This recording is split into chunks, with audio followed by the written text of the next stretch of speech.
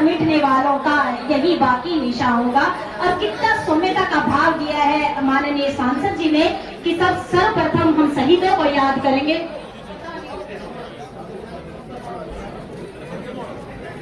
देखिए, शहीद की चिताओं पर माल्यार्पण करेंगे, लेकिन एकता यात्रा प्रारंभ होगी, उसी समय वहां माल्यार्पण करके आगे बढ़ेंगे। इससे पूर्व की एकता यात्रा प्रारंभ हो, बहुत ही माननीय हमारे जिला के प्रभारी श्रीमान दो शब्दों के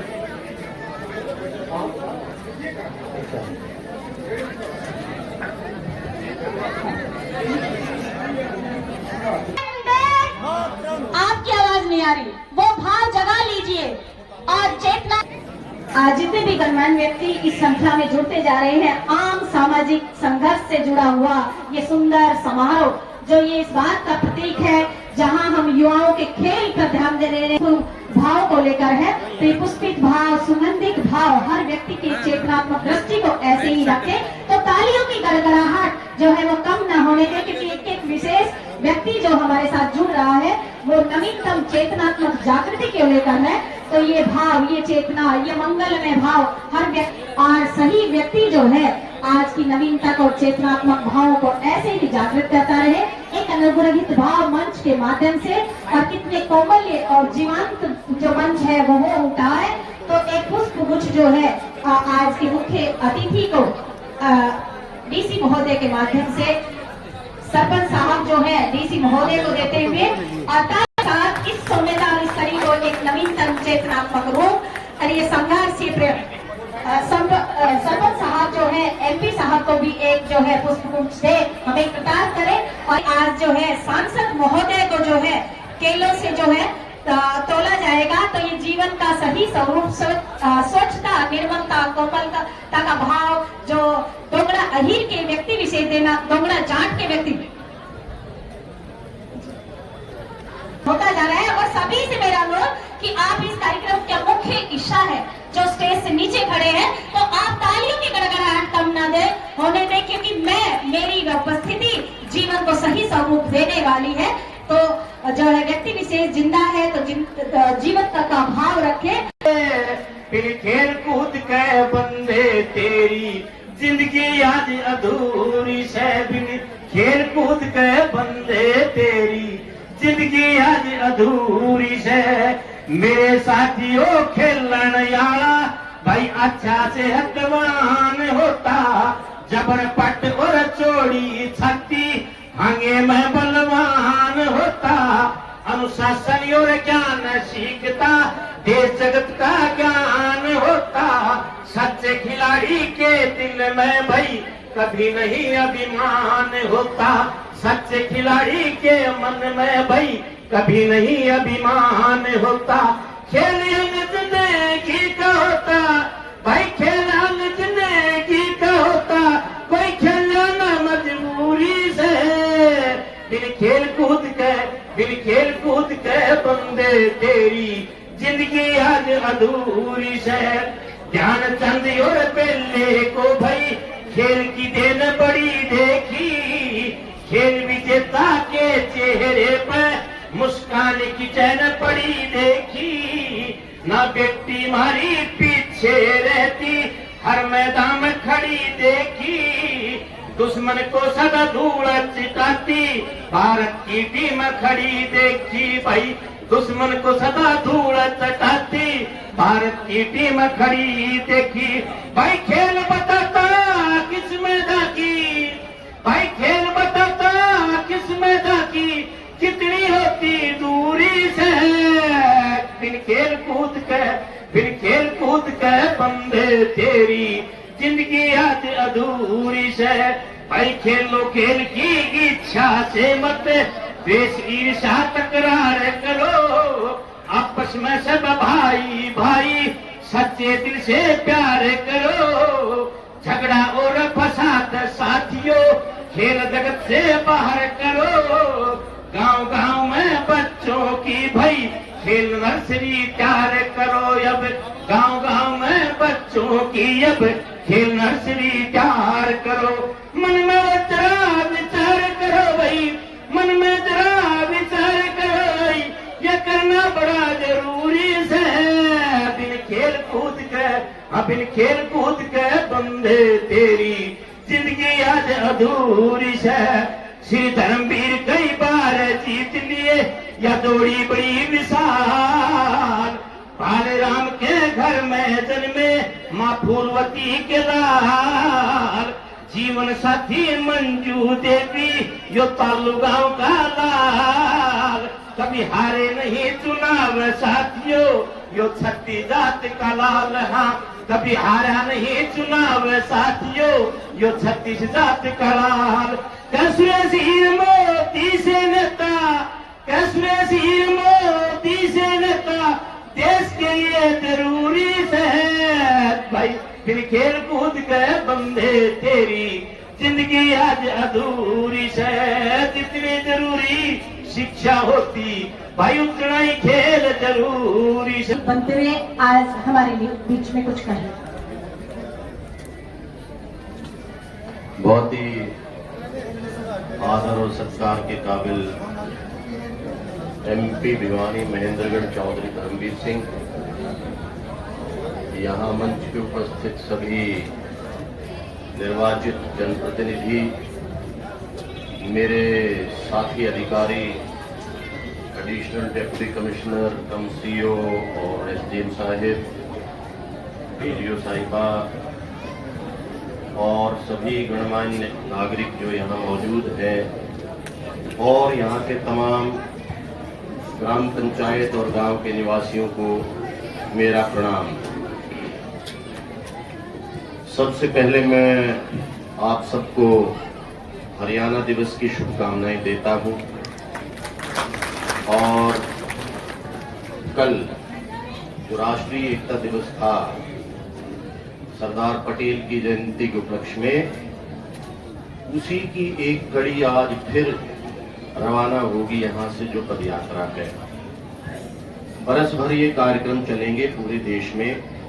हमारे जिले में भी बड़ी शान शौकत के साथ, हर्षोल्लास के साथ, पूरे गाजे बाजे के साथ कल भी दौड़ का कार्यक्रम हुआ था। स्कूलों में, कॉलेज में प्रतियोगिताएं हो रही हैं, आपके सामने खेल की प्रतियोगिता भी चल रही है, पेंटिंग कॉम्पिटिशन्स चल रहे हैं, पोस्टर मेकिंग चल रही है, वाद विवाद चल रहे हैं, नाना प्रकार की गतिविधियां हैं जो युवाओं को ऊर्जावान बना सके, इस वास्ते ये कार्यक्रम चल रहे हैं।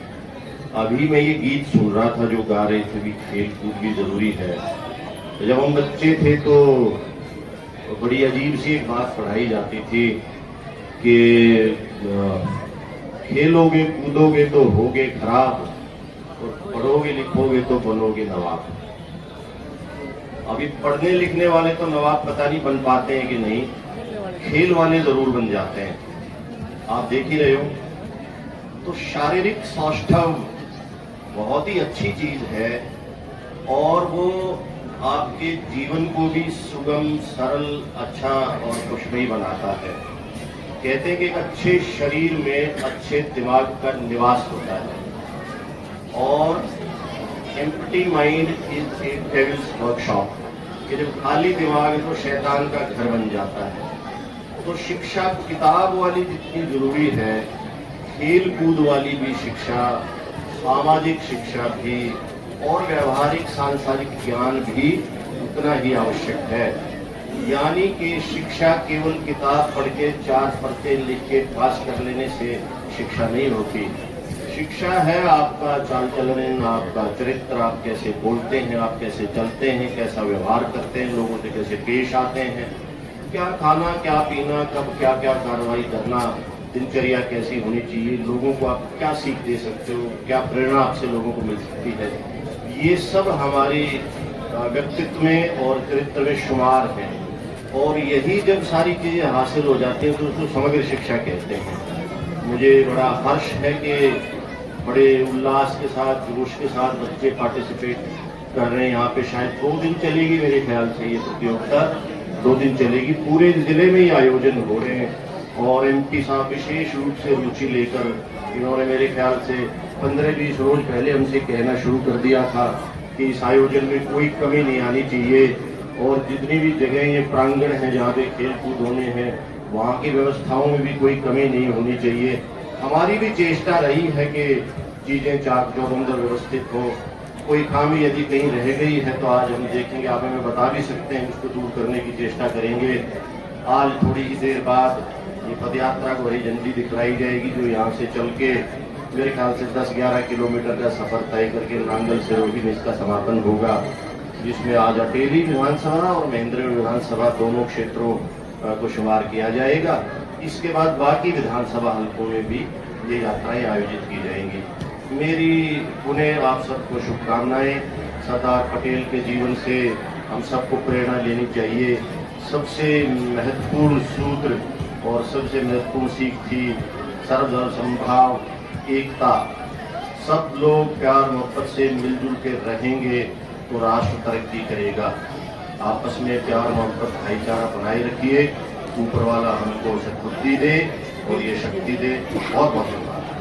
के साथ भारत माता की, भारत माता की।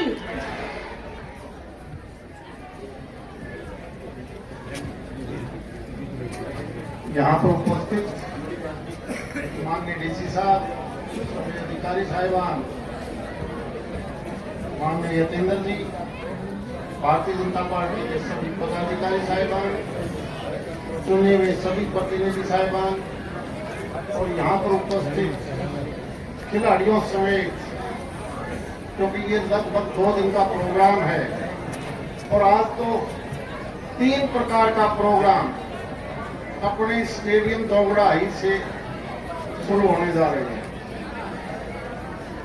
जहां हम सारे देश में कल सरदार वल्लभ भाई पटेल की जयंती मनाई और इसके कार्यक्रम भी पूरे साल भर चलेंगे। और इसके बाद खेलों का आयोजन भी 2 दिन इसी स्टेडियम में होगा। कल का यही खेलों का महेंद्रगढ़ विधानसभा के अंदर आरपीए स्कूल में रखा गया है